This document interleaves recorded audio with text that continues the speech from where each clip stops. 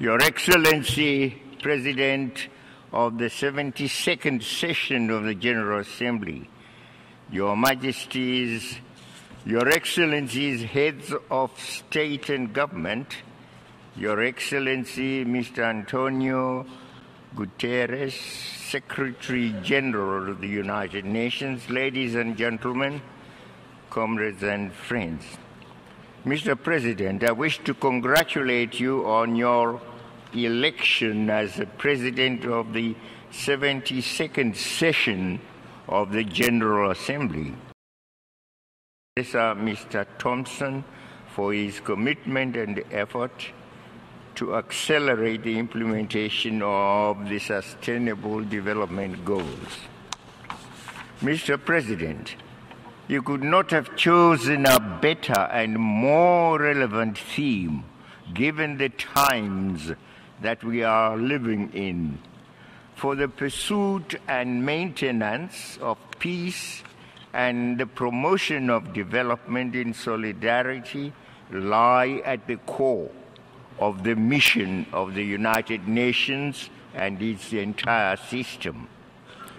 Since the signing of the United Nations Charter 72 years ago, and in subsequent conventions, resolutions and declarations adopted over the decades, member states have sought to actualize the unquenchable human hope for peace, justice, and progress. Mr. President, but the current global development agenda differs in significant ways from all those that preceded it. It is ambitious, revolutionary, transformative, universal, and encompassing every single facet of human life. For its success, this agenda demands a radical and unprecedented paradigm shift in every sphere of human life. Mr. President, we cannot halt or reverse the continued destruction of our natural habitat or the rise in global atmosphere temperature without a change in contemporary production and consumption patterns. This has been confirmed by scientific evidence. We cannot halt or reverse the persistent widening gap between the rich and the poor among our nations without deeper international cooperation and genuine reform of the existing inequitable international system. The current system is inherently structured to enrich a few and impoverish the many. It cannot therefore deliver on a key aspiration and watchword objective of the 2030 agenda, that of leaving no one behind. Mr. President, for us in Africa, the current antiquated system perpetuates a historic injustice, one that can never ever be justified today. The 2030 agenda represents new wine, and we call for a new wineskin, lest we ruin the new wine. It is for this reason that I reiterate my country's unflinching support for the African Common Position on Security Council reform, commonly known as the Ezulwini Consensus. Mr. President, the overwhelming majority of us have accepted that we need to reform the current system in order to improve but not destroy it. Nonetheless, the negotiations and process intended to yield the accepted reforms are painstakingly slow. We are left to wonder, justifiably so, whether those who enjoy and sometimes abuse the power and privileges of the current setup are sincere interlocutors in these discussions. Mr. President, it is axiomatic that we harvest what we sow, yet by some strange logic we expect to reap peace. Reap peace when we invest and expend so much in treasure and technology in war. According to the Stockholm International Peace Research Institute, global military expenditure in 2016 amounted to approximately $1.6 trillion. In the same year, according to the Organization for Economic Cooperation and Development, overseas development assistance amounted to approximately $142.6 billion.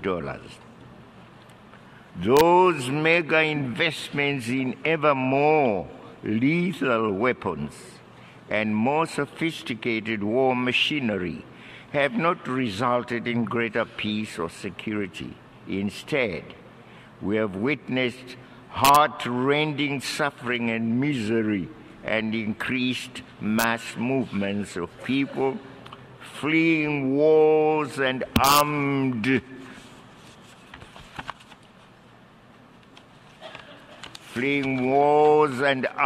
conflicts.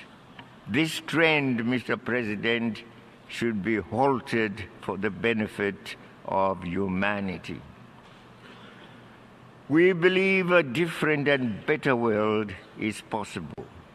In proposing and inviting us to focus on prevention, preventive diplomacy, peaceful resolution of conflicts, peace building, and sustaining peace, the Secretary General is pointing us in that desirable direction. We must also seriously tackle the multifaceted and complex root causes of conflicts, including enduring poverty and deprivation, unequal access to resources, the denial of the rights to self-determination of peoples, and interference in the internal affairs of other states, among other causes. Mr. President, the continued denial of the right to self-determination to the peoples of Western Sahara and of Palestine who are living under colonial and foreign occupation is immoral and for those seeking peace and security in our time. The Security Council has assumed its charter responsibilities and has passed numerous resolutions. What remains is the enforcement and implementation of those resolutions. We call on the Security Council to demonstrate its authority in ensuring the holding without much further delay of the independence referendum in Western Sahara. We expect the Security Council to work closely with the African Union, its proven partner for peace on the African continent in this effort. The ever-deteriorating situation and the continued suffering of the Palestinian people should spur the Security Council to renewed, time-framed efforts to bring about the two-state solution already defined in numerous General Assembly and Security Council resolutions. Development and peace are conjoined and cannot be separated. My country has embraced the 2030 Agenda as an integrated and comprehensive approach to address the myriad and complex national and global challenges in solidarity and in cooperation with other stakeholders. Zimbabwe was honored to be among some 40-plus countries that participated in the voluntary national review at the 2017 High-Level Political Forum in July. We were and still are pleased to share with other countries our experiences and to learn from others their experiences in implementing the Sustainable Development Goals. We recognize the need for beneficial partnerships, both within and outside our national borders. One of our key partners is the United Nations system, with which I'm happy to note we work very closely.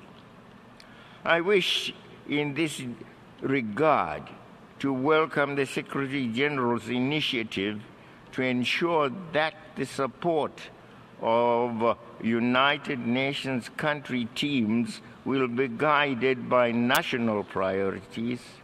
This will ensure national ownership and leadership of the development processes, as well as the sustainability of development projects and programs. This, Mr. President, is what we are experiencing in Zimbabwe. My country is an unflinching advocate for the respect of the sovereignty and independence of countries. We therefore strongly defend and respect the right of each country to take decisions in exercising its sovereign rights.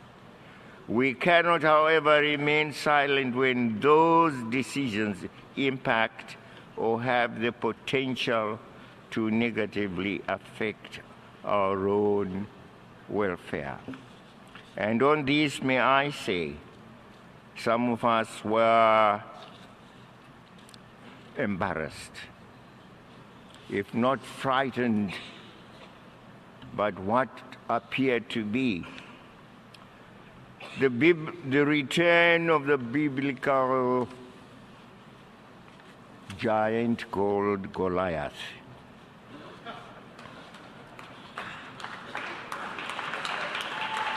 Are we having a return of Goliath to our midst, who threatens the extinction of other countries? And may I say to the United States President, Mr. Trump, please blow your trumpet. Blow your trumpet in a musical way towards the values of unity, peace, cooperation, togetherness, dialogue, which we have always stood for and which are well written in our very sacred document, the Charter of the United Nations. Upon those values,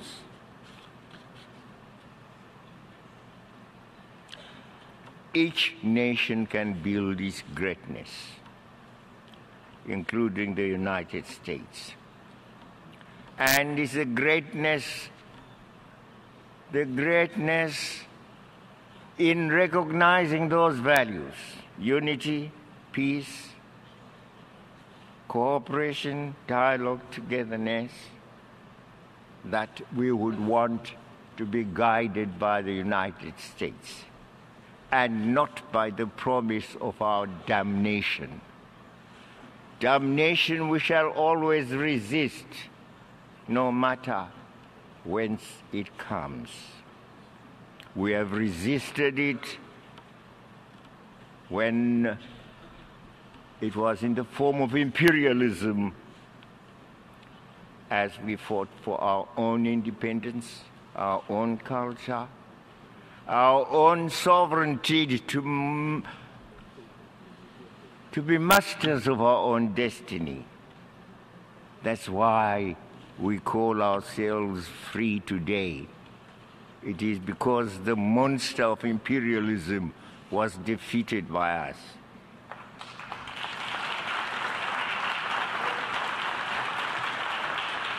Bring us another monster, by whatever name, he will suffer the same consequences. Mr. Chairman, climate change is a present reality, and so are its effects and impacts. Climate change is global, cannot remain silent when a major economic power in the world, or any other state for that matter, decides to abandon the Paris Climate Change Agreement. And that's the United States, the great United States, Mr. Trump's United States.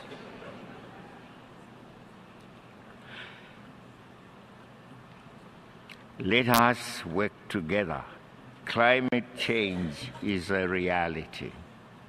It is vital that we all play our part in keeping with the provisions of the United Nations Framework Convention on Climate Change in order to halt the inexorable march towards the destruction of that upon which our own existence depends. I want, on behalf of my country, to express our condolences to Puerto Rico, as well as to countries that have been affected by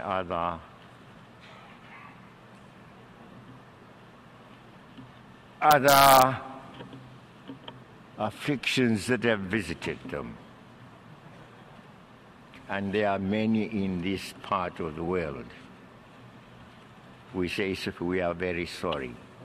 And we appeal for the rest of us who have not suffered similar afflictions to go to the assistance of these who have suffered in that very horrific manner.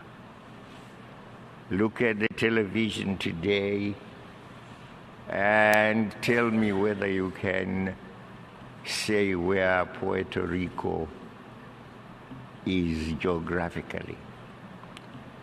Completely wiped out by a hurricane. We are very sorry.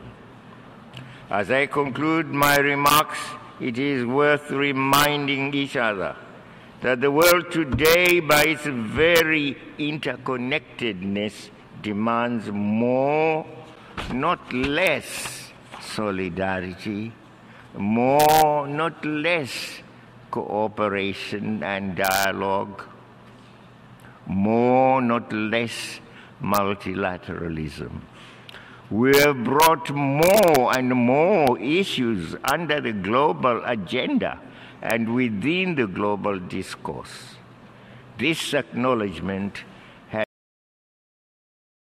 in the 2030 Agenda and the Sustainable Development Goals.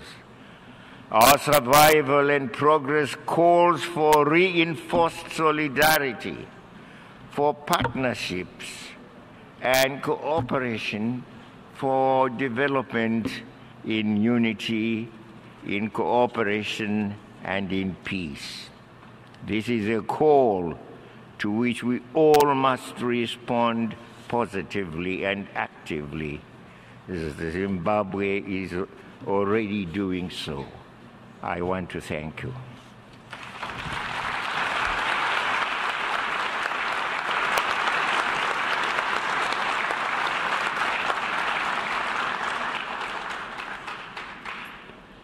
On behalf of the General Assembly, I wish to thank the President Robert Gabriel Mugabe of Zimbabwe.